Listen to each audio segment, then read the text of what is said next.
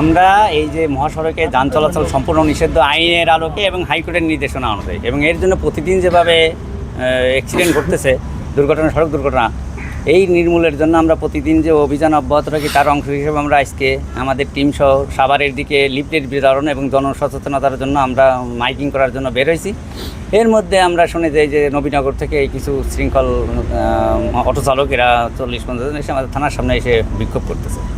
তখন এই স্থানীয় যারা ছিল, লোকজন ছিল, তারা এসে তাদের বোঝানোর চেষ্টা করছে। তার মধ্যে আমাদের 2-3 জন ফোর্স ছিল, তারা সিভিলে তাদের বোঝানোর চেষ্টা করছে, তাদের আক্রমণ করছে। তা এই যে প্রতিদিন এই তারা যে মব সৃষ্টি করে এইভাবে আইন শৃঙ্খলার অবনতি ঘটে এবং তারা রাস্তায় অনিয়মে গাড়ি চালাবে এবং মহাসড়কে যে দুর্ভোগ সৃষ্টি করবে, এর বিরুদ্ধে আমরা যে কর্মকাণ্ড করে যাচ্ছি তার বিরুদ্ধে তারা বিভিন্নভাবে মব সৃষ্টি করার চেষ্টা করছে। এই ধরনের যাতে করতে না পারে আমরা এর বিরুদ্ধে আইনগত ব্যবস্থা গ্রহণ করছি। আমরা হেফাজতে রেখেছি।